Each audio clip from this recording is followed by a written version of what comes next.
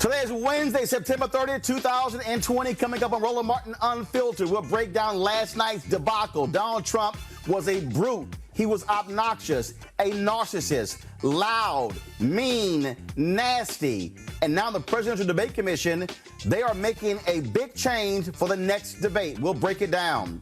New details in the Breonna Taylor case. Now the Kentucky Attorney General admits he did not pursue murder charges against the cops who shot and killed Breonna Taylor. Also, a court in New York, they're ordering a review of the Eric Garner case. Folks, we got a jam-packed show. It's time to bring the funk. I'm Roland Martin Unfiltered. Let's go. He's got it. Whatever the miss, he's on it.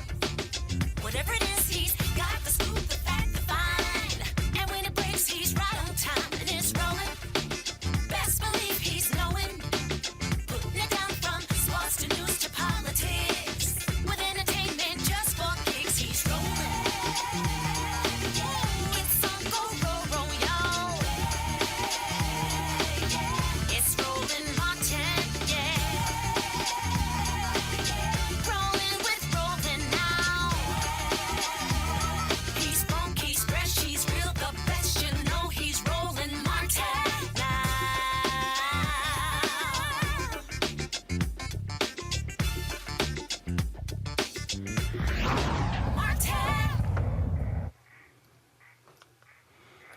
Last night's presidential debate in Cleveland between Donald Trump and Joe Biden was an absolute unmitigated disaster. First and foremost, Chris Wallace could not even control Donald Trump, who kept interrupting people. One analysis showed that Donald Trump interrupted Joe Biden some 76 different times. Biden interrupted Trump about 15 times. Have no idea, folks. Here's a roundup of what happened last night. President Trump, you have often said that you believe you have done more for black Americans than any president, with the possible exception of Abraham Lincoln. My question for the two of you is, why should voters trust you rather than your opponent to deal with the race issues facing this country over the next 4 years? Vice President Biden, you go first. It's about equity and equality. It's about decency. It's about the Constitution. And we have never walked away from trying to require equity for everyone, equality for the whole of America. But we've never accomplished it. But we've never walked away from it like he has done. This is a man who, in fact, you talk about helping African Americans. 1 in 1,000 African Americans has been killed because of the coronavirus. And if he doesn't do something quickly, by the end of the year, 1 in 500 will have been killed. 1 in 500 African Americans. This man is a savior of African Americans. This man cares at all. This man's done virtually nothing. Look, the fact is that you have to look at what he talks about. You have to look at what he did. And what he did has been disastrous for the African-American community.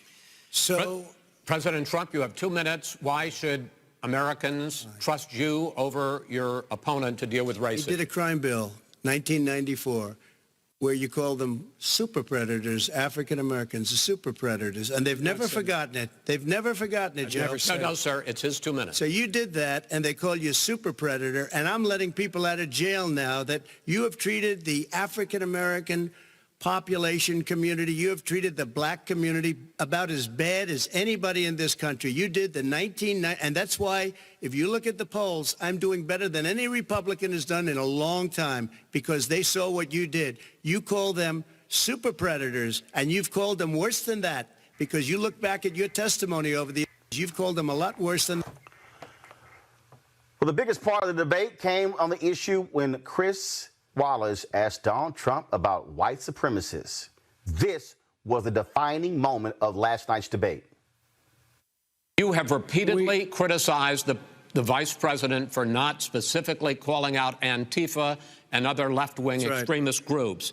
But are you willing tonight to condemn white supremacists and militia groups and to say that they need to stand down and not add to the violence in a number of these cities, as we saw in Kenosha and as we've seen in Portland. Sure, Are you I'm willing prepared to do specifically that, do it? Well, go ahead, sir. I would say almost everything I see is from the left wing, not from the right wing. So what are you saying? I'm willing to do anything. I want to see Well, peace. then do it, sir. Say it. Do it. Say it.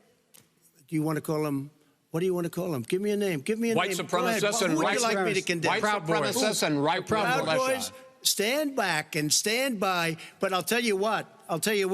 Somebody's got to do something about Antifa and the left, because this is not a right-wing problem. This is a left-wing. FBI director This is a left-wing problem. White supremacist. Antifa's an idea, not an organization. Oh, you got to be not kidding. militia. That's what his it's an idea.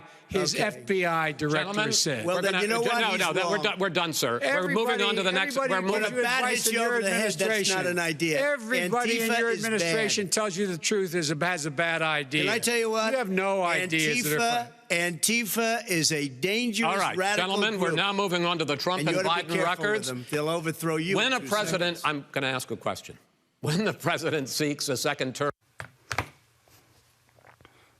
After being roundly criticized, even trying to send his surrogates out and White House staffers and campaign staffers to say, oh, no, he did condemn white terrorists. He said this today. I don't know who the Proud Boys are. I mean, you'll have to give me a definition, because I really don't know who they are. I can only say they have to stand down, let law enforcement do their work. Law enforcement will do the work more and more. As people see how bad this radical liberal Democrat movement is and how weak, the law enforcement's going to come back stronger and stronger. But again, I don't know who Proud Boys are, but whoever they are, they have to stand down, let law enforcement do their work.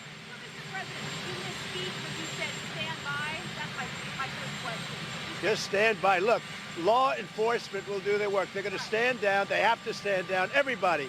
They have to stand, whatever group you're talking about, let law enforcement do the work. Now, Antifa is a real problem, because the problem is on the left. And Biden refuses to talk about it. He refuses to issue the words law and order. You saw that last night when he choked up. He can't say the words because he'll lose the rest of the left. So he's got to condemn Antifa. Antifa's a very bad group. Yeah. Mr. President, let me follow up. White supremacists, they clearly love you and support you. Do you welcome that? I want law and order to be a very important part. It's a very important part of my campaign. And when I say that, what I'm talking about is law enforcement the police have to take care. And they should stop defunding the police like they've done in New York, like they've done in New York. I just told you. But you denounce them. Do you denounce I've always denounced any form of any of that you have to denounce. But I also, Joe Biden has to say something about Antifa. It's not a philosophy. These are people that hit people over the head with baseball bats. He's got to come out and he's got to be strong and he's got to condemn Antifa. And it's very important that he does it. I want to see profiles not encourage Georgia Senator Kelly Loeffler. He has been very clear that there is no place for racism in this country. So, I think we just have to look at his words and his actions and to understand that he has done more to lift up African Americans than any president in recent history. You want to see a weak-ass black man? Senator Tim Scott of South Carolina. Do you find that concerning, the president's refusal last night during the debate to condemn white supremacist groups? I think he misspoke in response to Chris Wallace's comment. He was asking Chris what he wanted to say. I think he misspoke. I think he should correct it. If he doesn't correct it, I guess he didn't misspeak. I was on social media and you had some black MAGA lovers saying, oh no, the Proud Boys, they're not racist. They're not white supremacists. Watch this. I started this gang called the Proud Boys. And The Proud Boys? The Proud Boys. What's Proud Boys about? We will kill you. That's the Proud Boys in a nutshell. We will kill you. We look nice. We seem soft. We have boys in our name. But like Bill the Butcher and the Bowery Boys, we will assassinate you. Now, part of the reason I agree to do the talk is because I'm allowed to bring all my guys. And we can fight our way in and fight our way out. Beating the shit out of these people. I think it's our job to do it. And the cops just turn a blind eye. If you're wearing a MAGA hat, as Sal is right now. Sal's in the studio, folks. Oh my God, it's Sal Cipolla. Where are you from? On here. Wow, you came a long way. You're wearing a MAGA hat, and some guy with a slightly punk demeanor comes up to you and says, "Hey, are you Sal or are you pro-Trump?" Choke him. Trust your instincts. Don't listen to what he has to say. Choke him. If I do a video where I say, how about we start throwing bricks? Is that legal? You can't call for violence on a specific person, but can you say they're throwing bricks? We should throw bricks. Can you call for violence generally? Because I am. Fighting solves everything. We need more violence from the Trump people, Trump supporters. Choke a motherfucker, choke a bitch, choke a tranny. Get your fingers around the windpipe. I want violence. I want punching in the face. I'm disappointed in Trump supporters for not punching enough. Get a fucking gun. Get ready to blow someone's fucking head off. I've even killed people in my dreams. That's how awesome my gun is. Get in trouble, get arrested, get fired. Let's all get in this together. They can't kill us all. Dude, I got green tips, man. Those go through at least 3 bodies. Oh, beautiful. Plop. I love the way he falls on his ass. They said, you want to go? I said, yeah, I want to fucking go. And I punched him in the face. And Ann Coulter emailed me later and she goes, conservatives never punched anyone in the face. Finally, things are turning around. And then Malsberg goes, you're not advocating violence, are you? And I go, I absolutely am. It's a wonderful, effective thing. This is a fucking war. The Joe Biden campaign did not wait to drop this ad. Are you willing tonight to condemn white supremacists and militia groups and to say that they need to stand down and not add to the violence in a number of these cities, as we saw in Kenosha and as we've seen in Portland? Sure, Are you I'm willing prepared to do specifically that, but do it? Well, go ahead, sir. I would say almost everything I see is from the left wing, not from the right wing. So what are you saying? I'm willing to do anything. I want to see peace. Then do it, sir. Say it. Do it. Say it. You want to call him?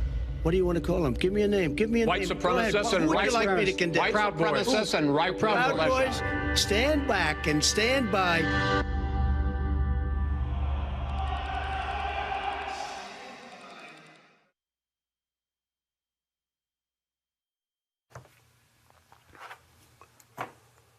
Let's go right to our panel. A. Scott Bolden, former chair, National Bar Association Political Action Committee.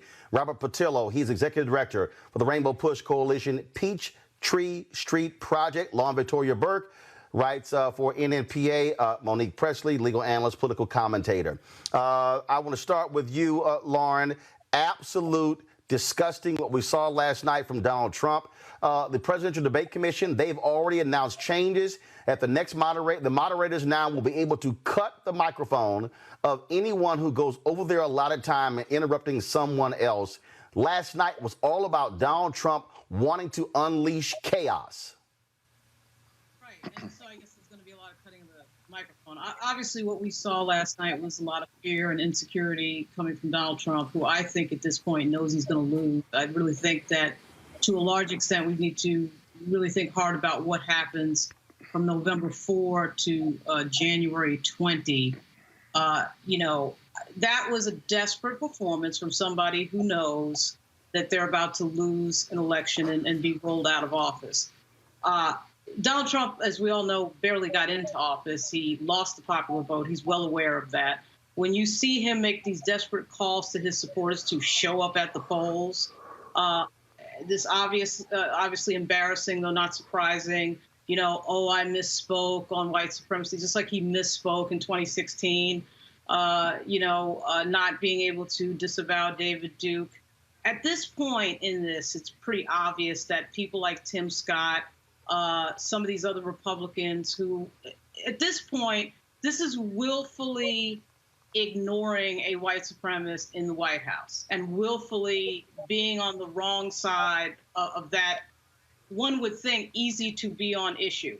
I mean, the fact that Tim Scott today can't disavow what the president did last night is just unbelievable and incredible. You either agree with the president or you just don't understand how stupid you look at this point, defending somebody that is an out-and-out racist in front of the entire nation, and you don't get that. You don't pick up on the fact that the train is leaving the station. First of all, it should have been picked up on years ago. None of what happened last night was new. None of what happened last night was surprising.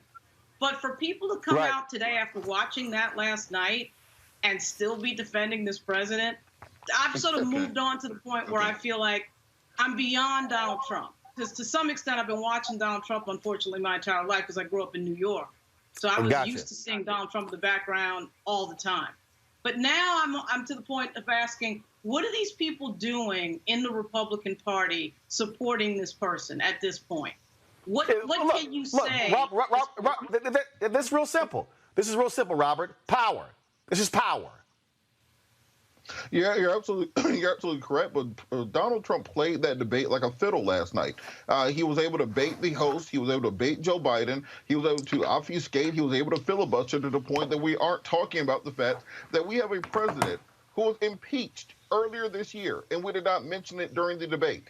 We find out that this president is $500 million in debt to unknown individuals around the world. We barely talked about it at the debate. The fact that he has not paid taxes in a decade, and when he did pay taxes, paid about $700. That did not get the proper vetting during the debate. President Trump knew he could not win on the facts. He cannot win a balls and strikes game, so he decided to do guerrilla warfare. Don't let your opponent get a straight answer in. Don't let the moderator ask a question. Make sure that you play the clock. Run out the clock until you get to the next topic. Then you slide in your culture war stuff. You slide in your conspiracy theories. You're talking about Hunter Biden. You're talking about random internet conspiracies. You're seeding the media beforehand by saying Joe Biden is on a performance-enhancing drugs, that he had plastic surgery, that he has an earpiece in to feed him answers. There's a teleprompter there that's going to allow him to read off the answers. President Trump figured out how to play the media years ago, and he is still playing them, and that's why we're not talking about any substantive issues from last night. That's why we're simply caught on all the distractions. No, we are talking about substantive issues because the reality, Monique, his statements regarding not wanting to condemn white supremacists. Also, last night, Joe Biden, when he talked about Antifa, Trump wants, he got to condemn Antifa. Biden last night, Monique, quoted the FBI director, Christopher Wray, who said Antifa is not an organization, it's an ideology. And then Trump's like, I disagree with that. The reality is this here. Biden, I thought the strongest moments when he finally said, the hell with Chris Wallace, the hell with Donald Trump, I'm going to look directly at the camera and talk to the American people. I do believe last night we had substance, and the substance is you've got a crazy, deranged crank who was even more crazy than we used to, and you saw calm, focused, clear Biden compared to Trump. That contrast has shown up in various polls on who won last night and how this is going to solidify, I believe, this race for Joe Biden. Monique. I believe that that is true, that you did see a leader and you did see other than leader. I don't know, though obviously there was a winner for last night, whether that tilted the few, like 2, 3, 5 undecided voters in the United States of America right now or not. I agree with what the last panelist said, that this was a calculated approach by Team Trump, because they did prep, though they lied and said they barely prepped. He said his prep is being president. No, he had sessions. And what they figured out is that there's no way that he could win because he doesn't have enough on substance. He doesn't have a record that would prop him up. He doesn't have anything convincing to say about the pandemic or the economy or jobs. He's lost on all of those issues, and he doesn't have a command of the information. So instead, disrupt, disrupt, disrupt. And that is a very old debating tactic, which I'm sure Scott's on the panel. He would agree with me. If you can't do anything else, just throw the whole thing over and run down the clock. And that's what his team obviously did. They just let him go. Obviously, you could see he wasn't sedated. He wasn't on any of the meds he's normally on. He was out there being his rambunctious self. He stuck to every one of his talking points, not the points that the team gave him, not the points that are in the briefing books, but the talking points that are in his head. he was very consistent about those. I mean, he brought up all of his oldies and he had some new goodies, and he did what Trump does. Now, obviously, that's not what we want in a president. I couldn't hear you, Roland. But here's the deal. I got to pull Scott in here, because Scott, here's the deal. You saw all that take place, but the bottom line is this here. It's not a question of the undecideds. It's also, how do you drive your side out? The Biden-Harris team raised $3.8 million between the 10 p.m. and the 11 p.m. hour last night. That is about intensity. This race is going to come down to which side is more intense when it comes to the polls. And I think last night it further pissed off Biden supporters. Yeah, I think so also. And Robert, I think him being disruptive was just outrageous, if you will. And I think the plan worked against him. We cannot forget that. But I tell you, folks, last night I saw desperation, and I saw a man that was unhinged in the middle of a political campaign that he's losing. And I kept thinking to myself, we got to get ready for November 3rd and afterwards, because this is a foreshadowing of what we're going to see. He didn't just not denounce the Proud Boys or white supremacists. He dissected it. He never denounced them. What he said was, stand back, stand down, as if he was their commander-in-chief. Listen to me, Roland. And then that stand by and stand down was almost, well, let the police handle the violence, but that has nothing to do with their white supremacist philosophy. And he's going to come back to them after November 3rd when he loses, whether it's by a wide margin or not, and he is going to activate his supporters, the Ku Klux Klan, the Proud Boys, whatever you call them. And by the way, why do you need a name to denounce white supremacy? Are there some that you would not denounce, but others you would denounce? Well, that makes absolutely no sense. And here's the deal. You did have substance last night because you did hear Joe Biden hit him on the issue of coronavirus. I understand that. I understand that. But no, I understand that. My point is this here. You did have Biden talk about coronavirus. You did hear him talk about the economy. You did him talk about those issues there. And again, I think what you're now dealing with, sure, you got Mr. Chaos and want to throw it out there.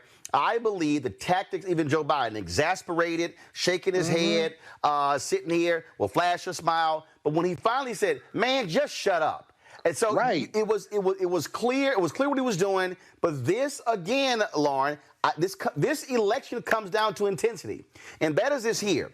If by seeing this, and if it happens in the second debate and the third debate, it reinforces we are so sick of this dude. We have got to go vote. I think that, Lauren, is how the debate psychologically impacts the voting electorate. Roland, I think that your point is really well taken, but the problem I'm having is that I felt like watching Biden, I still have this sense of the Democrats bringing a knife to the gunfight, okay? You got to come out with a little bit more energy than what I saw from Joe Biden last night. And I think it was Robert's point. Interruption is a strategy. Name calling is a strategy. Narrative change is a strategy. Breaking another person's train of thought is a strategy. Lying is a strategy. Trump employed all of that last night on Biden, quite frankly, pretty well, because Biden, for some reason, got into it where he was stopped talking. He wouldn't, frankly, I think Joe Biden was great, just like you just said, Roland, when he punched him in the mouth. I did not like the staring at the moderator. I think that Biden should have stared right at Trump and said what he was saying. I think that has a lot of power on camera. But Monique, one second. But Monique, I thought about last night as I watched that, and then I saw the analysis. I saw people. Here's the deal. I think, Monique, there were a lot of people who wanted Joe Biden to go toe-to-toe, to want him to fight. No. And you know what I thought about? I thought about a conversation you and I had when you went on Tucker Carlson. And when I said, he's going to expect you to come in hot. And I said, Monique, don't come in hot. You lower it. Keep an even tone voice. And then at a certain point, start laughing at him. That's what Biden did. And it allowed for people to say, who's the crazy dude? That's the calm one.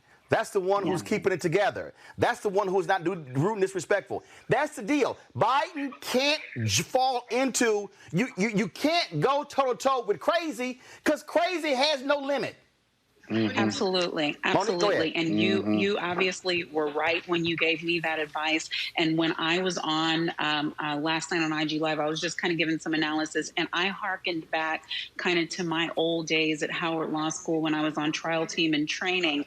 And what we were told, or erasers were thrown at us, was you're speaking to the judge and you're speaking to the jury. You're not speaking to your opposing counsel because you are not debating them. You are bringing a message forward. So Biden was sticking to very good debate prep when he was looking dead at the audience and when he was addressing his comments to the moderator. He did the couple of times, "Will you shut up, man?" That was great. Those were timed. Those were fine. But the other important thing that I want the people who are listening to understand is what our president of the United States displayed last night. There is no black man or woman in America who could get away with that in a court of law. There is no white woman at the head of leadership in America who could get away with that. You doubt me? Think 2016 when Hillary Clinton probably wanted to say, "Will you shut up, man?" and some more stuff. But she knew she was diving through sexism and misogyny landmines that were the size of giants. So if any black man had tried to do half of that and lose decorum like that, lose respect, he would have gotten stepped back. He'd be in an orange jumpsuit in 30 seconds. There's no orange jumpsuit for Trump yet, and that's why he's fighting the way he's fighting, because he knows if he doesn't win, he's going to jail. But Scott, here's the deal, though. Again, what I need people to understand, when you examine this whole deal here, Biden was by no far perfect. Let me be real clear, okay? But there were clear moments where Biden did focus on policy, and one area where Trump could not wriggle out, it was health care, which is the number one issue among voters. And when Trump could not even state, "I got a health care plan." He's tried the whole, "I'm swinging and throwing." Dude, you still have no plan. That's right. That's right. And so another tactic we use in the courtroom when we have a recalcitrant witness is your cross-examination. You have short, tight questions. You demand short, tight answers. And if the witness doesn't have any, you just continue to pepper them. And on health care, on his COVID response, too, you may be talking about both. Biden was really tight and sharp on it. He said what he had to say. He spoke the truth. And all that Trump could murmur or mumble through were I'm not trying to get rid of Obamacare. We did more than any other country. You did more than any other country to bring in 20% of all the cases, if you will, and 200,000 people are dead and counting. And so he was really good and effective there. But remember, whether he looked at the camera or looked at away, Biden questions and statements were tight and right on healthcare and COVID. You're right. It was the most effective part for Biden, and that's why it was most effective against Trump and him being a complete ass. I got to tell you, I don't see any upside.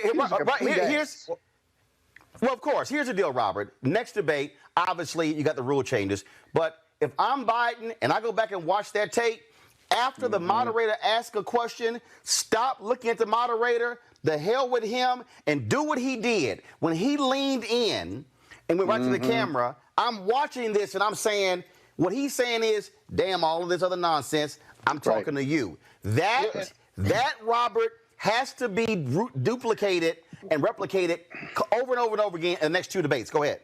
I agree with you, and I think that was probably the part that Trump probably did the best at, which was being that disruptive force. That he was able to interject. He was able to throw Biden off of his talking points. Whenever Biden is jumping down into the mud of the trailer park with Donald Trump is winning. That is his territory. He's a reality TV star. He might as well have been a Housewives reunion with Andy Cohen moderating instead of Chris Wallace. So when Biden would slip and say you're racist, when Biden would slip and say you're the worst president ever, when Biden would slip and say shut up, man, you're now falling down and dropping down into that trailer park with Donald Trump, and that's where he thrives at. So I think it has to be, now that you've seen it once, it's almost like that Houston Rockets small ball offense. The first time a team saw it, they didn't know what to do when you had a 6'5" dude shooting threes at center. But then when they got to the playoffs, you had a couple games to prepare for it, you're able to shut it down, and that's what the Rockets go home every year. So I think it's important for Joe Biden to take, now that he's seen it one time. Now, Robert, get your ass whooped bringing up my Rockets now. Don't get your ass whooped. It was appropriate. I mean, ain't like your Hawks have done any damn thing, but go ahead. Or the Falcons, for the that whole matter. point is But learning how to adapt and adjust on the fly. Don't think this is not a debate from the 1970s going by the Roberts rules of order. Maybe he needs to binge watch E! and a couple reality shows for maybe a week or two to get back into it, but he's going to have to come out stronger. Otherwise, Trump will dominate the news cycle instead of the actual winner of the debate. None of those tactics. But you know what, though? Here's the deal. Here's the deal. Here's the deal, though. Here's the deal, though. But here's the deal, though. Also, talk about dominating the news cycle. Here's what he's dominating: white supremacists, Proud Boys, and the Proud Boys are actually making it worse for him because you know what? They're embracing it, and so he now has to deal with that. And his goal was to appeal to suburban white women. Trying to be buddy with the Proud Boys is not. No, hold up. I'm gonna go Lauren and Monique first. Lauren, it ain't the smartest strategy thinking you're gonna appeal to them suburban white women who he's losing in droves by pumping up the Proud Boys. Yeah, that was an unforced error, obviously, from him running his mouth and being stupid and racist, but that's who he is. And he right. So that's what happened. I mean, I do think, though, that Biden has to figure out a way not to go down the rabbit hole when he gets interrupted. What Trump does when he interrupts is that he changes the narrative, he changes the course of the discussion, and Biden follows him. And I'm like, what are you following him for? Like, talk about what you want to talk about, just like Trump talks Absolutely about right. what You're Trump right. wants to talk about. So that's a... You're that's right. A, and here, you're right. No, you're 100% right. And Monique, the strategy, this is the strategy. You stand there, and when he starts yapping, this is what Biden does. Are you done? Are you going to still be so arrogant, interrupt? See, here's my deal. You don't look at him, and you go, I'm going to finish my point when you stop being a blabbermouth. You, whatever you like, but you never, because here's the deal. When you look at him, he's now got your eyes locked. That's why Trump kept looking at him. What you do is you give his ass a wall. You let him, you don't even look that way. You don't even look down. Let me know when you done sitting here blabbering and not answering a question. Still not answering a question. And here's the deal. Or what you do, Monique, you keep talking. I know it's disruptive, but you don't even accept the bite. You keep talking, and then the moderator says the two of you can't talk. We'll tell him to shut up. You keep going. Right. I think that we're kind of dealing in extremes, and what Vice President Biden gave us last night and needs to continue giving us is a balance in the fight. Because, yes, you need to stay on point. You need to be looking to your real target audience, which is the American people. But also every now and then you got to punch them in the face. Because you're dealing with a madman who's on the stage next to you. And so I think that has to happen too. That's not what you constantly do. You don't punch. But I believe that he has to continue to do both. Because you know why? Vice President Biden, when he was up there, he was saying things that millions of Americans have wanted for 4 years to say to this president. And such it as, was will the you first shut up? Opportunity. Yes. Right. And exactly. so I'm saying those are not errors, unforced or otherwise. Biden was being Biden, and I'm like, Uncle Joe, I know you're listening to your debate prep, and I appreciate that, but every now and then he needs to let one rip and cut that fool down to size, because that gained him people who were like, yeah, it's not just Trump who calls us spade and a thing and a fool. We're about to get a new president who is going to say, hey, man, shut up. You're talking crazy. You don't pay taxes. You're a criminal. Go somewhere. So we need both. We need both. And it So, did hold not on, real quick. sound inappropriate by the time Hold on. Wait, 20 seconds. Robert, 20 seconds. Scott, go. 2 points. One, when Trump is appealing to white supremacists, you're operating under the assumption that the majority of America is not compelled by a message of white supremacy. America is built on white supremacy. The founding documents of this nation are white supremacy. The soil itself is based upon white supremacy. So when Donald Trump makes an appeal to it, don't be surprised when that goes over well. And secondarily, we've seen what happened in 2016 when Marco Rubio tried to jump down into the trailer park mud pit with Donald Trump. He lost. When Jeb Bush went to a trailer park, he lost. Ted Cruz went to a trailer park. He lost. Donald Trump is the trailer park champion, so you cannot beat him at his own game. You have to beat him on policy. Yeah, but I don't think Biden's trying to do that. I don't think he was trying to do that last night. He was exasperated like the rest of the audience when he said, man, just shut up. When he said you were the worst president. Every time he insulted Trump, it was in response. It was a counterpunch, if you will. And those counterpunches hit home because it's what the audience was thinking and the voters have been thinking for the last 4 years. You were the worst president. You're lying. You caused COVID. All of those were counter punches, and I think he played it just right. He didn't get down in the garbage stall. And if there is a second debate or if he participates, because we haven't talked about that, regardless of the rule change, I don't think he's going to get down in the garbage land with him ever. All right, then. Monique Presley, we certainly appreciate you joining us for our discussion of last night's debate. Thanks a lot. All right, folks, let's go to Reverend John Yearwood with the Hip Hop Political Caucus. Of course, they launched their Respect My Vote campaign in 2008. Reverend Yearwood, of course, it's all about reaching young voters as well. That's one of the critical issues facing the Biden campaign. When you look at the people who are registering right now, the numbers clearly are in favor of him over Donald Trump. But what actually, specifically, are y'all plans to drive black voter turnout? Because, again, that's when it comes to African Americans, 18 to 29, they have the lowest participation when it comes to voting. We are right now at Respect My Vote. We are engaging. And thank you, Roland, for having us at this time. You know, I wouldn't stop what I'm doing to talk to anybody but you because we are working, not just talking. And so right now we're engaged in 5 states. We're engaged in Florida. We're engaged in Georgia, North Carolina, Virginia, and Michigan. We're engaged around the country nationally, but those are where we're centered in. We are right now building a universe of 180,000 young people, particularly young people of color, millennials and Gen Z. And our goal is to reach them at least 30,000 in each one of those states, touch them twice through texting and email, and having virtual voter rallies that we're actually starting this week. We're going to have one in each state before voter registration, and then one in each state after voter registration. And our good friends from Voter Election Protection will be with us. Obviously, we're promoting the 1866 number, and we will have one of them with us in each one of those calls. And so as we are engaging them and touching people using our influencers and celebrities, so we'll touch between 5 to 7 million people within those 5 states over the election process through our digital ads and through our influencers. But when you engage them, are you talking about policy? Connecting the dots where people understand that Donald Trump, Mitch McConnell, right-wing, largely white male federal judges will be going against the very things that young black folks say they want. So when people say, well, I'm not going to vote, well, then what you're actually doing is hurting yourself on the issues you care about. Well, you'll be happy to hear this, Roland.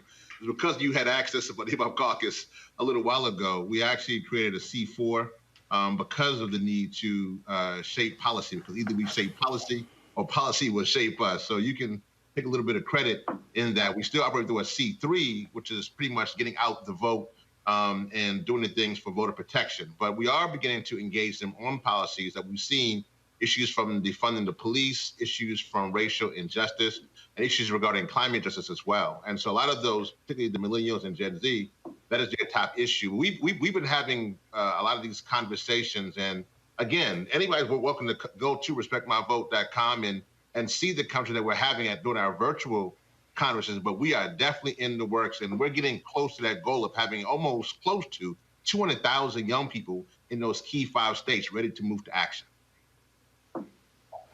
Last point here? We have, of course, 33 days left. You already see folks voting. You got registration. And so you're also breaking it up. And because, first of all, your first deadlines, registration deadlines are coming up. A lot of people keep talking about vote, vote, vote. But first of all, we got to make sure people are registered before they vote. Yeah, and that university that we're building, that 180,000 plus university we're building in those 5 key states, we're definitely making sure that, yes, they're not only registering to vote, but they're actually pledging to vote, which is also an important part of the process, just to get the mental aspects of what it means to vote, and then creating a plan.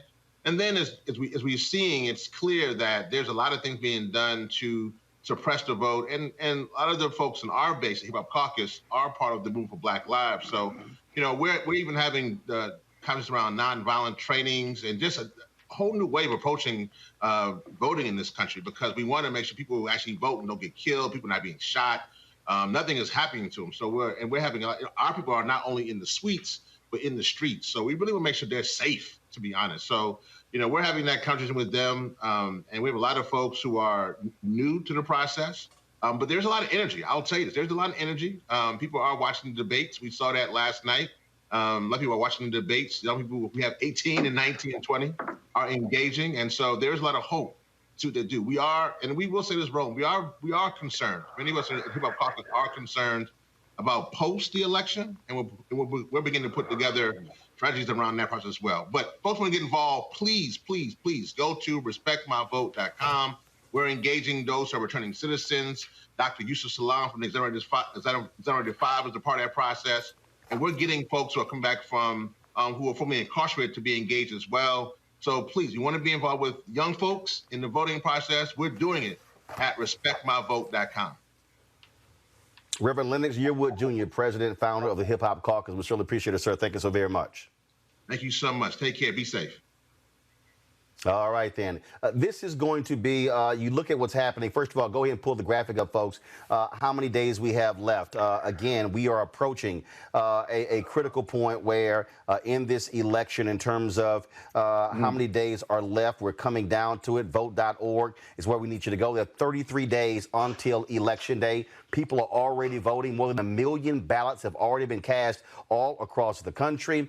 We want to make sure that you have not been purged. So go to iwillvote.com or vote.org to double check. Make sure you have not been purged. 2, for you to register. 3, for you to get your mail-in ballot. If you choose to vote in person, we encourage you to do that as well. Have a plan in doing so. We see what is happening with this election, how things are moving. In Georgia, Quinnipiac, Robert, has dropped their poll all of a sudden. And according to their poll, Reverend Raphael Warnock now is leading in that particular race with 31% of the vote. Senator Kelly Loeffler at 23%, Republican Doug Collins at 22%.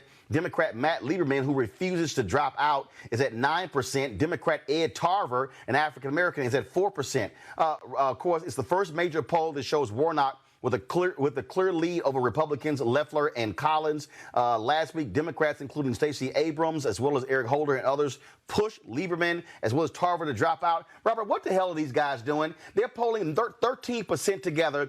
If Democrats don't get one of the top 2 spots with Kelly Loeffler, and if it's Loeffler and Collins, they go to the runoff to replace, of course, Johnny Isakson as United States Senator. And Lieberman, the son of Joseph Lieberman, I mean, look, is so arrogant, he won't drop out. Dude, you're not going to be in the top 2. You're not in the top 3. Why aren't, I think it's also like 4 black women running, it's a whole bunch of people. It's like, what are they doing still in the race? Roland, don't try to understand Georgia politics. Nobody understands Georgia politics. And also, we can't think there's simply going to be a linear decision that if these other Democrats drop out of the race, support immediately goes to Pastor Warnock. Pastor Warnock has my support. He's going to be speaking at the Rainbow Push Conference in Atlanta, Creating Opportunity Conference next week that people can register for at rainbowpushatlanta.org. But what's important is for him to continue to travel the state, build that bipartisan coalition, dig down into those deep Christian roots that exist here.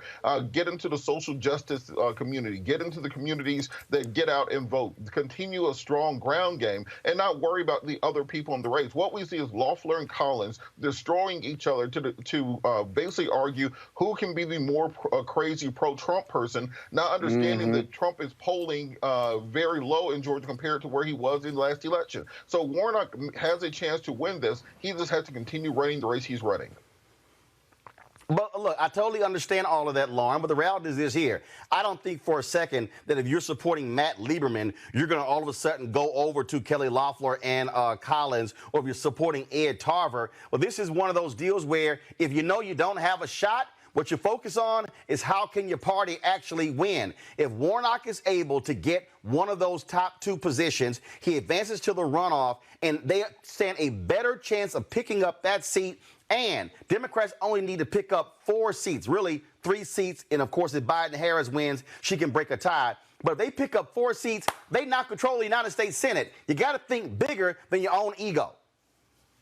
Well, yeah, but if you remember, Stacey Abrams, there was somebody that they ran, another Stacey, to basically not, so that Stacey Abrams could not be the nominee. I mean, frankly, anytime you have a black candidate running statewide, you are going to see a bunch of people try to think that they can do better than that person.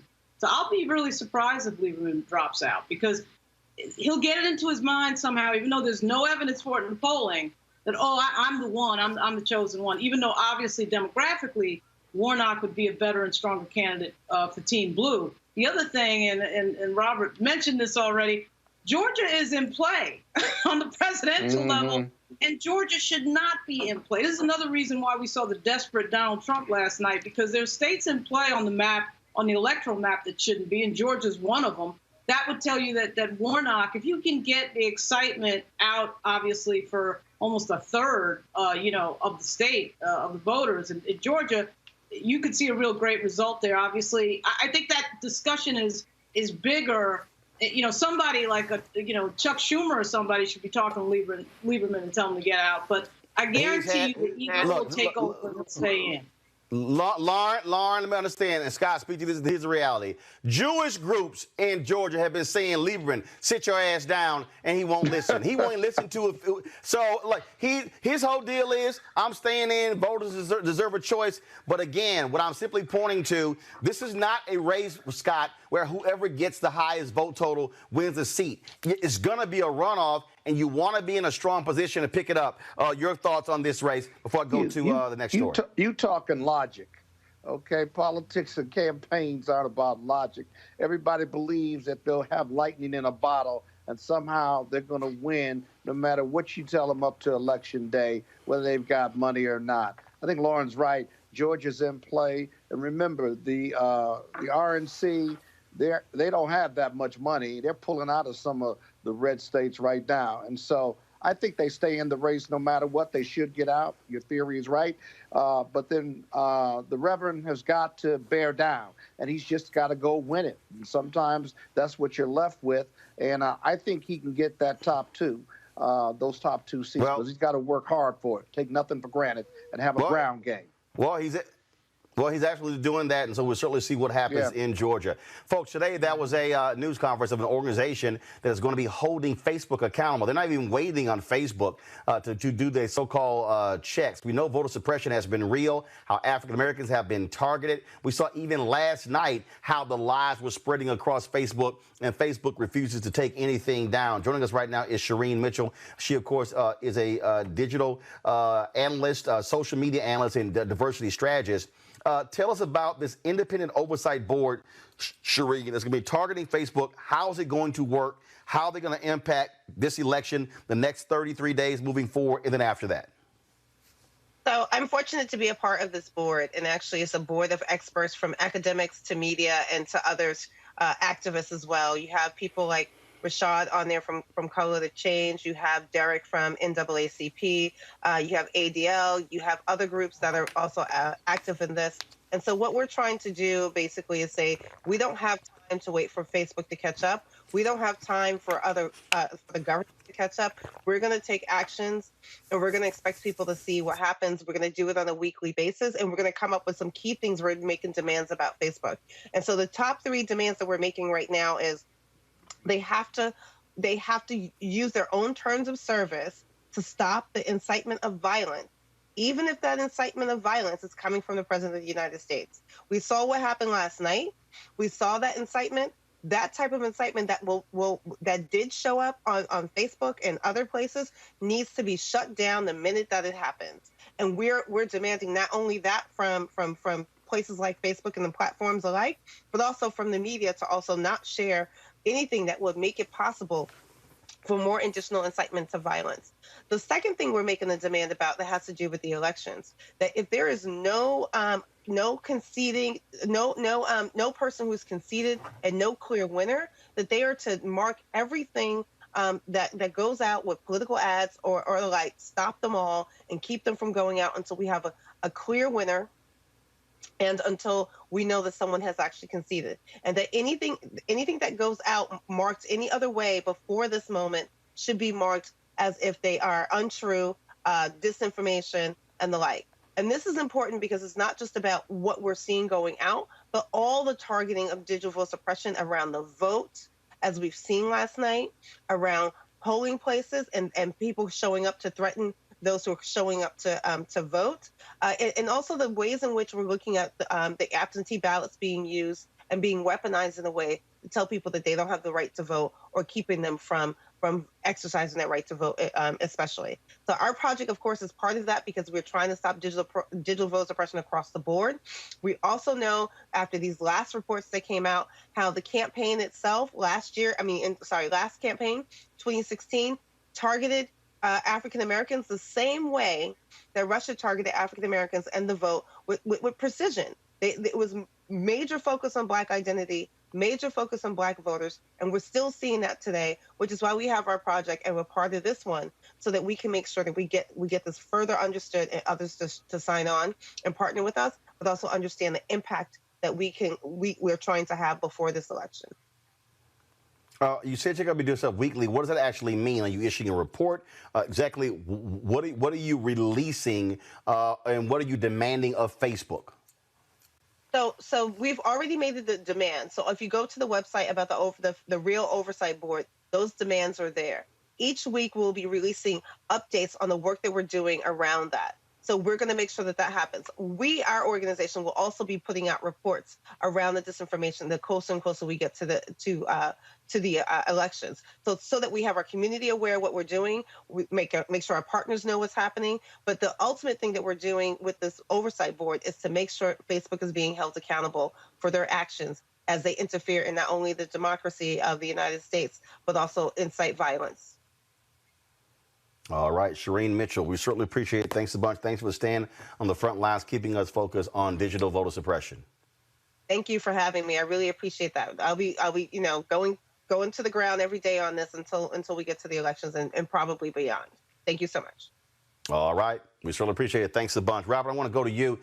We heard Donald Trump last night essentially tell his supporters to basically do voter intimidation, go in the polls, keep an eye on people. That's kind of illegal. And so we are going to see. And look, Scott alluded to this earlier.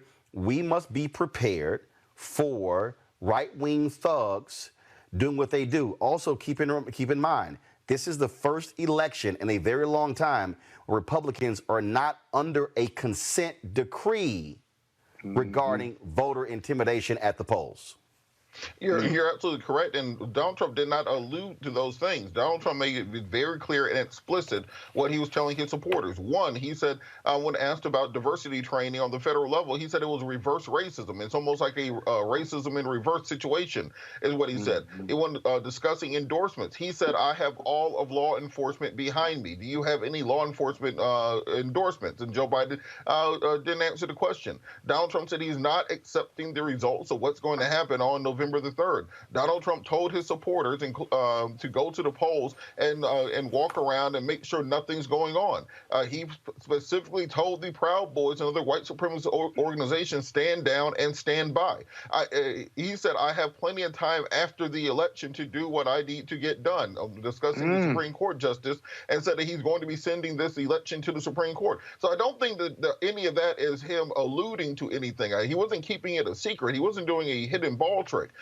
Truth is, Joe Biden is going to need to win this election by 10 to 15 million votes in order for us to have any chance of there not being a strong contestation of the election and perhaps violence. And the president did nothing to pour water on that last night because he made it very clear to his supporters he has law enforcement on his side. He's been stacking the courts. He's going to have 300 judges on the bench. He's going to have 6 judges on the Supreme Court on his side. That he believes that his blue state people, as he said, need to be doing something to stop the Antifas and to stop the radical left. I think the radical left is everybody who's not a MAGA voter. So he made it very clear what he's expecting. I think we have 30 days to prepare for that and find out what we're going to do. But Roland, this is why the Senate is so very important, if I may. Because while the presidential election, we know we're going to fight after November 3rd.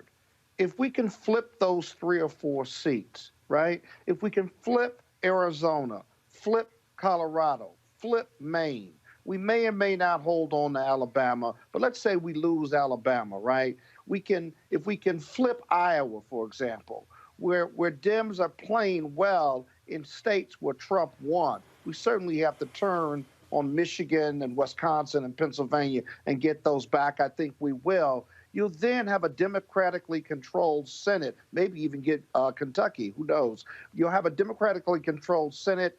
You hold your seats on the Democratic side on the House, and even if he fights, once those houses are impaneled, you've got another shot at his bad behavior by either impeaching him or putting tremendous political pressure on the Republicans to remove them themselves or to take that long walk to the White House to tell him that the gig is up. And so I've got hope, but we've got to vote down ballot and we've got to vote in these Senate races. Oh, man. Are you kidding me, Scott? You think that the Republicans are going to take some Barry Goldwater walk to the White House with this guy after what we've seen? If we control the Senate and the House, that's a possibility. No, that's not happening. I don't invite your indignation. I raise it as a possibility, but I let hold up. 1 second. Lauren talk, Scott then respond. Go. Yeah, so it's more likely that the military would go to the White House and take him out on Jan 20 than it is any of these Republicans that we've seen over the last 4 years. I mean, that's just not happening. And quite frankly, we're lucky on the election. Hold up, Scott. No. I ain't Chris Wallace. Lauren finished, then Scott. I think we're lucky on the electoral map that the blue states, most of which not the blue states, the states that he's likely to win, that Biden is likely to win, Michigan, Minnesota, Wisconsin, Pennsylvania, North Carolina, maybe he gets lucky in Georgia. Those will be known by somewhere around midnight, okay? So we're lucky. We're lucky because I actually think we're going to find out fairly early that Biden has got it. Obviously, everybody knows he's going to win California. He'll probably win Arizona. But so that kind of shuts it down. The other thing we got to count on, too, is the media not being stupid. The media not being stupid and just allowing this president to use them and the bullhorn of the media and that audience of millions for him to just get out there and say any crazy thing that is completely inaccurate. That's the other thing. The media plays a huge role in this. But the idea that guess what we did? Sorry, we can't count on that. Scott, go. Yeah, I still think that if we the perception and the pressure, because the Republicans will see the writing on the wall. This is a possibility, not a probability. But if we control the Senate, if we control the House, and the president is lost badly to Biden, and he wants to fight in some desperate measure, I do think that frees up more Republicans wherever they are, either on the Senate in lame duck or on the House side to have a realistic conversation with themselves. They don't owe anything to Trump now, and perhaps have that conversation with Trump. The Dems should use them, if there are any out there, as their allies in order to avoid a constitutional crisis or taking the whole presidential election to the White House. Everything ought to be on the table. All right, folks, got to go to a break. We come back, we're going to talk about Breonna Taylor, talk about Eric Garner, next to Roland Martin Unfiltered. You want to support Roland Martin Unfiltered? Be sure to join our Bring the Funk fan club. Every dollar that you give to us supports our daily digital show. There's only one daily digital show out here that keeps it black and keep it real as Roland Martin Unfiltered. Support the Roland Martin Unfiltered daily digital show by going to RolandMartinUnfiltered.com. Our goal is to get 20,000 of our fans contributing $50 each for the whole year. You can make this possible. RolandMartinUnfiltered.com. To me, local politics always seemed to, in my mind, match up with what I was seeing nationally. If you didn't find a way to know somebody who knew somebody who knew somebody, then you couldn't get anything done. And that's really what to be political is. That's what you're doing. You're building relationships. And, you know, African Americans have had to, you know, face up to the fact that in order to get anything done in this world, we have to work with the system that's there.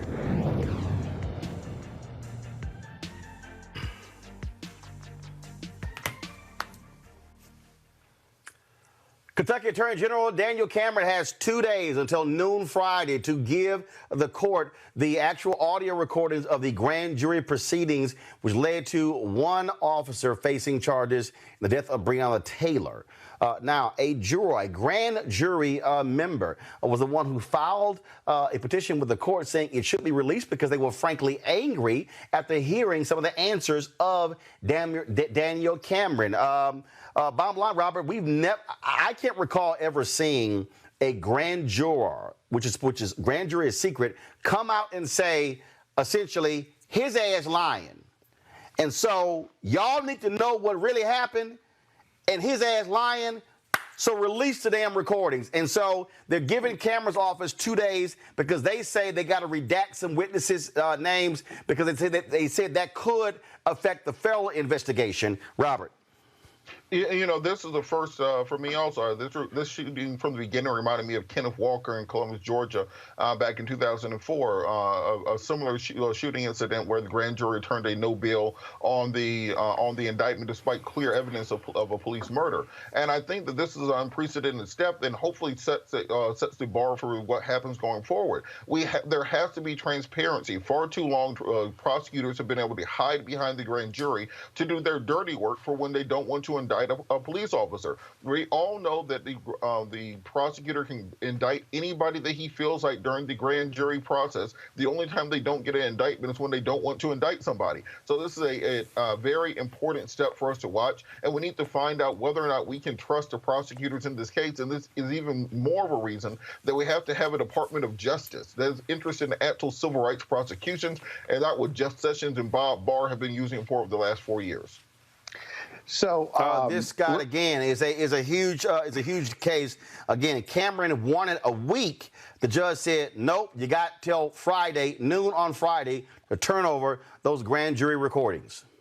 Yeah. So what do we look for when he turns over the recordings? The first thing you look for is you confirm that this was not an investigative grand jury, whereby the grand jury did the investigation with the help of the AG, that the AG did this investigation and then presented what he wanted to present and did not present what he did not want to present because he didn't believe he had a legal basis for it. I think that's going to be the latter. Secondly, what charges did he present? He probably just presented the charges when they brought back an indictment. What you would like for him to present is a number of charges, a number of police officers, and let them come back with a no true bill. That's really the open and transparent way of doing this, including felony murder. And I keep talking about felony murder on social media and some of the other shows I do, because if there was a felony committed and someone was killed in the commission of that felony, whether the bullet of Hankinson killed Breonna Taylor or not, a felony has still been committed. Now, I'm not as familiar with Kentucky law as I am with D.C., New York, or Illinois, but I will tell you this, it's got to at least be considered. And so you're looking not for what he put in, you're looking for what he did not present to the grand jury, and then you make your case to impanel another one that investigates and either votes a no true bill or votes a true bill so that it's transparent and the public feels that this was fair analysis and review by the grand jury and the criminal justice system. Got it. Lauren, the thing here is this here. Now, by this grand juror's decision, he's also forced Cameron to come out and say he did not even present the possibility of the grand jury pursuing murder charges. That's right. Daniel Cameron lied when he went before the cameras, and now he is being forced to be honest with the public about what he did as a special prosecutor. Yeah. The whole thing has the look of what exactly he thought it was going to be when he had that stupid-ass press conference. It's going to blow up in his face. And it's going to blow up in his face because everybody's going to hear exactly what happened in there, and it's going to be the opposite. It's going to be the opposite of what it should have been, which is exactly what everybody suspected when he had that press conference. I mean, this is a ridiculous crime. I know we're about to talk about Eric Garner. That was another ridiculous crime. This woman is in her home at 1 in the morning. They've got the wrong warrant. We can't even establish whether or not they did announce, although all the cop friends that I had said, even if somebody did announce, if you break through my door at 1 a.m., I'm reaching for my gun either way. According to the grand jury, here's the deal. According to Cameron, one witness said they heard the cops say that, but that person said it on their third try. The first 2 times they didn't say that. 11 other witnesses said we heard nothing, and so it was sort of like they were waiting, trying to get somebody to say what they wanted them to say. Finish your point, please. But they didn't put any of those others in the grand jury either. The outrageousness. Lauren, finish your point. This outrageousness, the outrageousness of this particular moment in police brutality is off the cliff. Is off the cliff. It's you're in your own home in the middle of the night, and somebody's breaking through the door, and of course somebody who has a gun inside is going to reach for it and try to defend themselves. Right. And they end up killing the person that doesn't even have the firearm. That's the other thing that nobody else. But here's the deal. But here's the deal, Scott. We also, by getting the recordings, we also know the ballistics report didn't match. And so the bottom line is this here. Yeah. By this grand juror doing this, it is putting the pressure on Kentucky Attorney General Daniel Cameron to come clean. And he has already been exposed as a liar. And we're about to find out some more stuff. 30 seconds. Scott, go.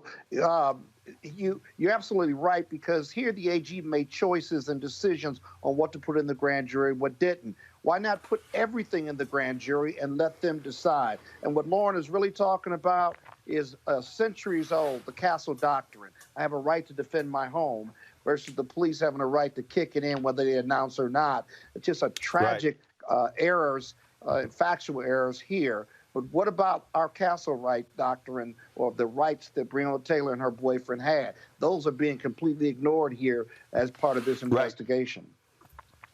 Robert, in New York, Supreme Court Judge Joan Madden has ordered a public judicial inquiry into the case of Eric Garner, of course, who died after being put in a chokehold by NYPD officer. They took place 6 years ago in 2014.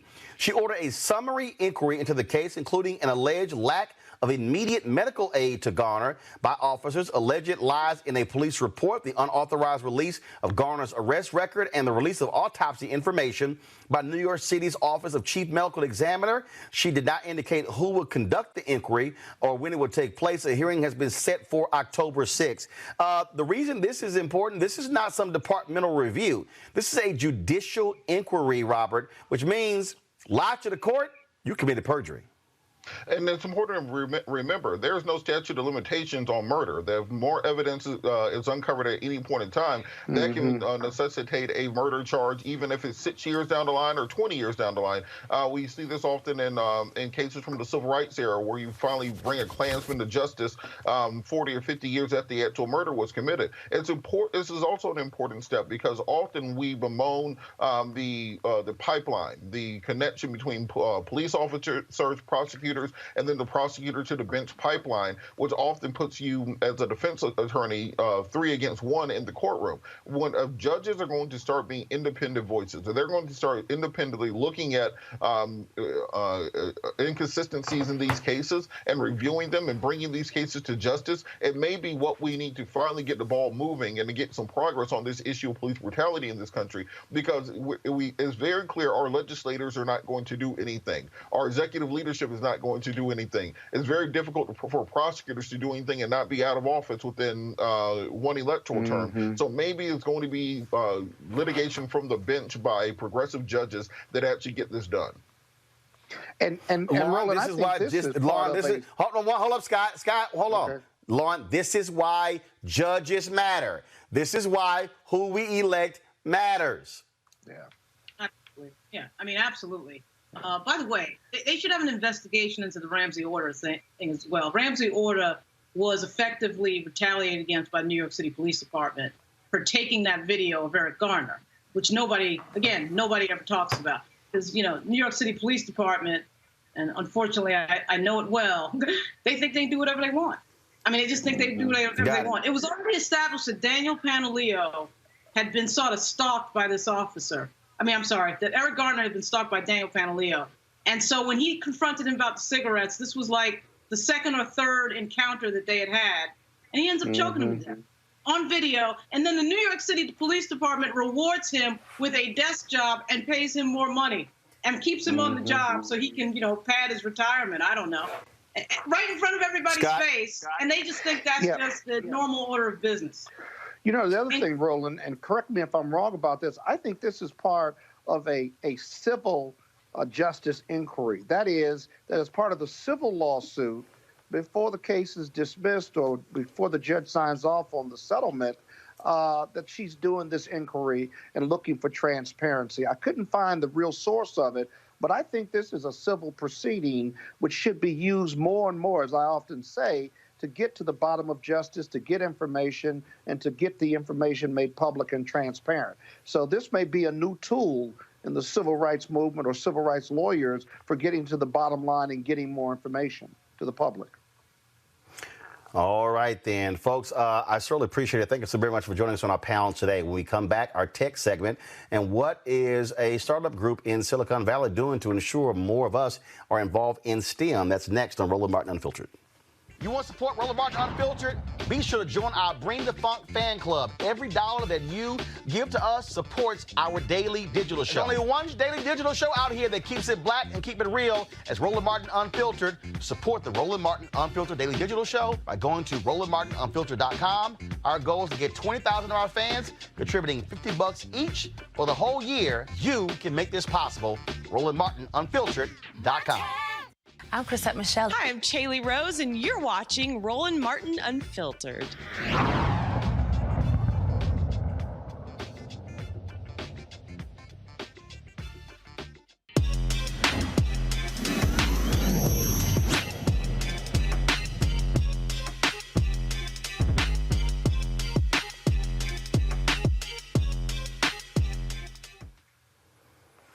Folks, time for our Tech Talk segment, sponsored by Seek.com. Don't forget, if you want to get any of their headphones or VR headsets, simply go to Seek.com. Use the promo code RMVIP2020. That's RMVIP2020.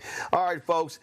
Kevin Nichols, he is the founder, president, CEO of an Oakland-based group that deals with the issue of STEM in the technology space. It's a social impact venture with Stanford University called the Social Engineering Project. He joins us right now. Kevin, how you doing? Fantastic. How are you, Roland? Doing good. So this particular project here, who are you targeting? Are you targeting high school students, college students, folks who've already graduated? Who are you really trying to reach to broaden the number of our people who are in the STEM space, but also in Silicon Valley? We start primarily in middle school, but we go all the way up to high school, and we help some college students as well. But our focus is middle school, getting them interested in traditional STEM at an early age. And how so? What are you doing to get them interested in STEM? So my business partner, Dr. Brian Brown, is a professor at the School of Education at Stanford, And he designed some curriculum to get young kids interested in STEM through a culturally relevant perspective. So we do about 15 science experiments in 1 week during our summer program called Science in the City. And so they learn culturally relevant math, chemistry, physics, science, and engineering principles throughout that week. And first of all, how long is a person in this program? Is it for several months? Is it for a year, multiple years? It's for a week each summer, but it could go over the course of a number of years. We also have other programs that kind of overlap. I have a program for high school students. I take 120 high school students camping, and I have tech companies come over to the Santa Cruz Mountains and teach them how they do their work at work. How has it gone thus far in terms of how many people have come through the program and how many of them have matriculated to jobs in Silicon Valley? So we started about 8 years ago. So our first cohort of middle school students haven't quite made it to college, out of college yet. However, we do about 50 students for the summer and about 120 to 150 high school students each year during the fall. Currently, a lot of our students are in college right now, but they haven't actually made it to the getting hired stage yet. We've only been around officially as an organization for 4.5 years. And how many folks what's your capacity for how many students who can come to your program in any given year? Oh, about 250 right now, but we are looking to expand that. This year we converted our Science in the City Day Camp to a virtual experience. So through our partnership with NSBE, we were able to use students from all over the country to be able to participate. So we're looking at ways to scale our programs virtually and be able to reach more students. If somebody out there is watching, how can they get more information on your program if they also want to apply? They can visit thesocialengineer.org. That's our website. All the information about our programs and the kinds of things that we're doing to increase the diversity in the technology space is there. And they can follow us on our social media handles from there as well.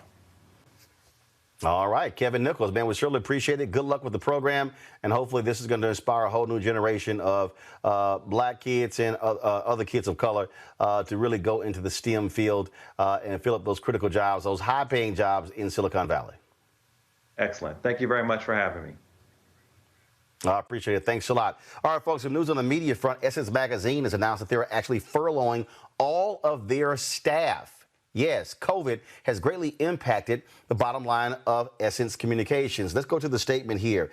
This is what they announced 6 months into an unprecedented and continuing global pandemic. COVID-19 has had a broader and long-lasting impact than anyone expected, and Essence Communications, Inc. has not been immune to it. In their statement, they say this is why we are making the business decisions we are making today. Prior to COVID-19, because of the investments we have made over the past 2 years, we've been able to preserve and even grow Essence Magazine, the Essence Festival of Culture, and our digital platforms, even as many black-owned media were unable to do the same.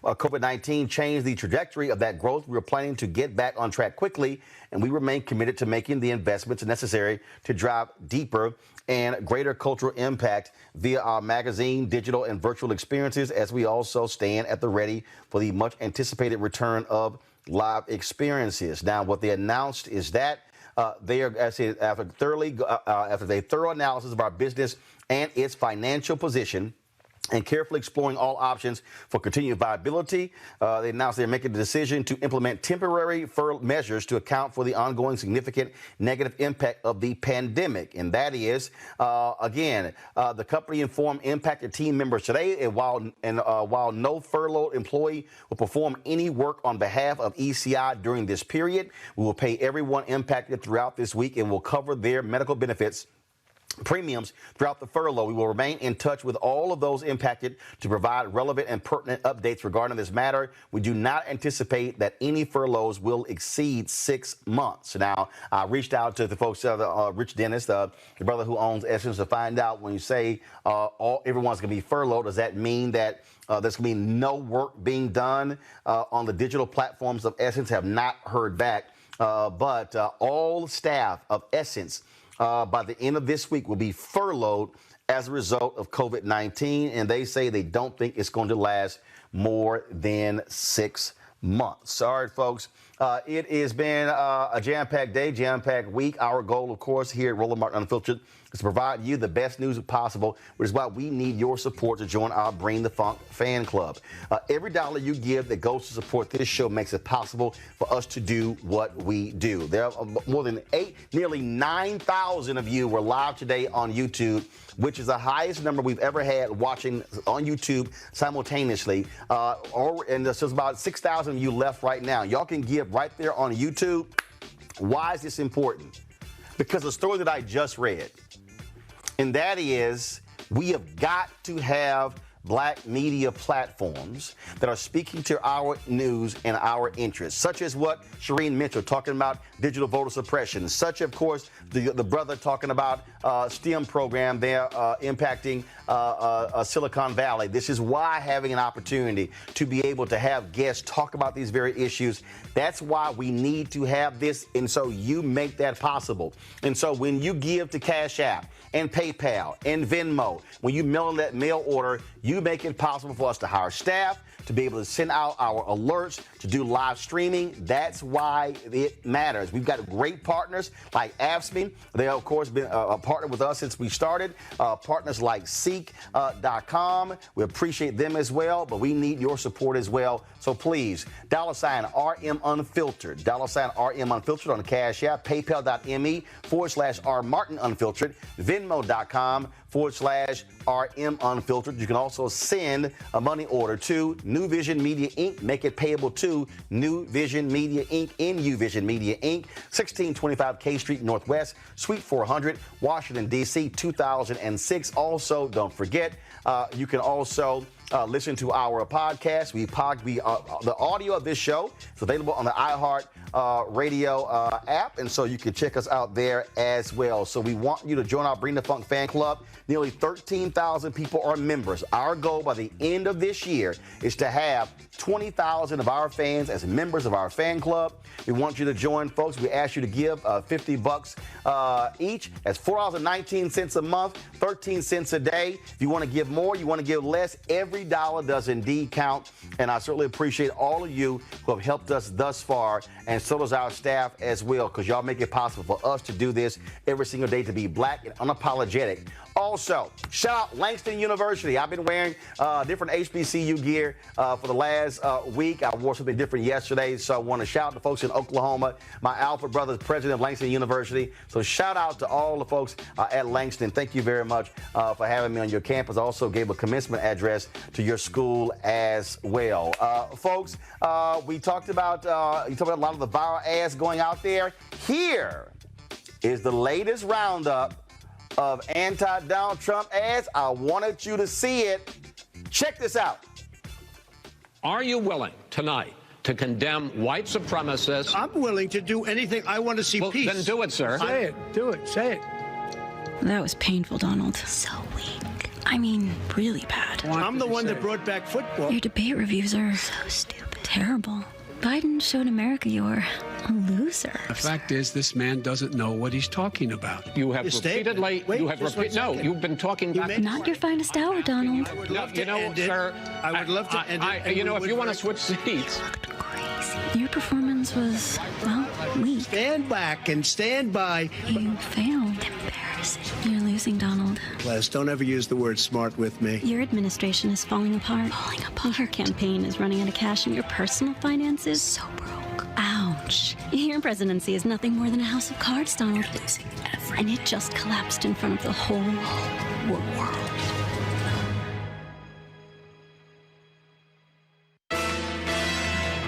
For the first time, anonymous sources have leaked to the Lincoln Project video of Donald Trump's private debate prep. The public can now gain unprecedented insight to Trump's secret plan to win the debate. Jared Kushner attacks Chris Christie, who put Kushner's dad in prison. Rudy Giuliani presents evidence that Vice President Biden is a member of a secret sect formed by Amtrak conductors with plans for world domination. Chris Christie accuses Jared Kushner of eating all the snacks. They fight. They fight. They fight! Donald Trump demands the CDC announce he has won the debates. What followed was too graphic to release. Follow the Lincoln Project for the latest as this Zoo Story drama continues. Pump him out! The Lincoln Project is responsible for the content of this advertising. I cannot implore you enough, folks. 33 days until Election Day. 33 days. There are some deadlines coming up soon for you to register to vote. I want to give you those deadlines, and so please pull that graphic up. Folks, here's the deal. In the next week, listen to me clearly, in the next 7 to 10 days, you are going to see these states where you no longer can register to vote. It doesn't make sense for us to yell and scream about you need to vote if you're not registered. If you're sitting out there and you're saying, man, I'm not going to vote, that is crazy. You saw the nuttiness that took place last night with Donald Trump. Leave that graphic up for me, please. I need y'all to understand the future for our children's children is based upon what we do when it comes to elected officials. You do not have to love or like a politician to vote for them, but you damn sure had got to be involved. We've got a brother, Jamie Harrison, running in South Carolina. He can beat Lindsey Graham. We've got a brother, Mike Espy, running in Mississippi. He can beat Cindy Hyde-Smith. You've got Tom Tillis, Republican, who was the architect of the voter suppression law in North Carolina, who is down right now to Cal Cunningham in North Carolina. Black folks in North Carolina, y'all can make that possible. Raphael Warnock, you can make it possible there. You got black folks who are running for congressional seats, district attorney, judges. We have got to ensure that we have folks who have our interests and speaking to our agenda in elected office. So Alaska, Rhode Island, your deadline is October 4th. Arizona, Arkansas, Florida, Georgia, Hawaii, Indiana, Kentucky, Louisiana, Mississippi, Ohio, South Carolina, Tennessee, Texas. Your deadline is October 5th.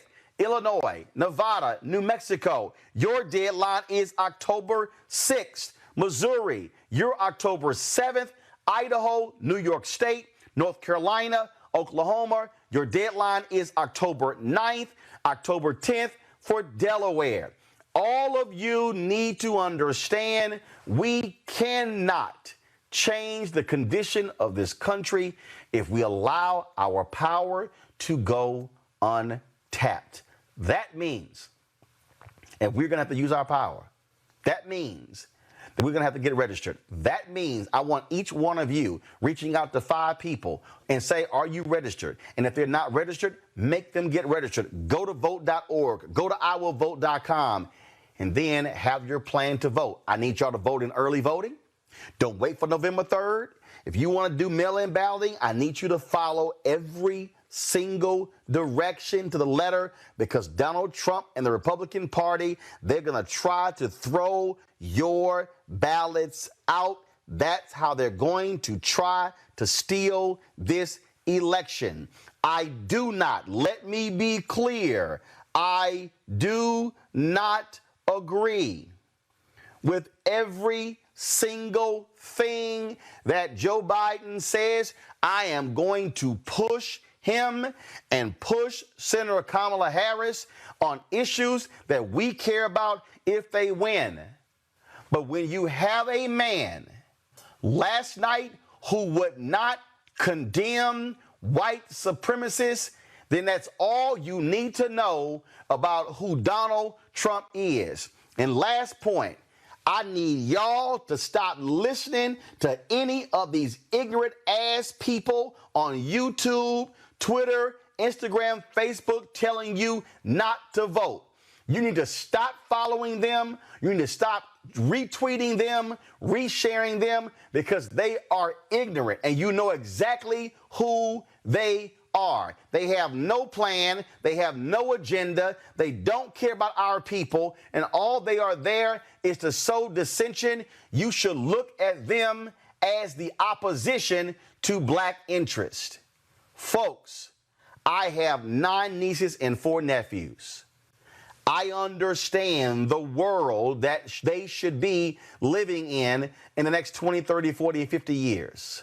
What I will not do is stand by and allow this generation to screw it up for them because we chose to be conceited, we chose to be evil, we chose to be arrogant, we chose to be silly and not do our part when it comes to the election. And when the election is over, we're going to challenge everybody to move forth our agenda. And if they don't, we're going to replace them the next time. That is how you use your power. Folks, after this, I'll be hanging out on Instagram with Fat Joe. So y'all can go over there and check me out right now. I got to go. I'll see you guys tomorrow right here on Roland Martin Unfiltered. Don't forget, Cash App, Venmo, PayPal. Support our Bring the Funk fan club. Give right here on YouTube because ain't no other place giving it to you the way we give it to you when we bring the funk like we do in Roland Martin Unfiltered. When we are black owned, we're independent, and we don't ask anybody for their damn permission to talk about us.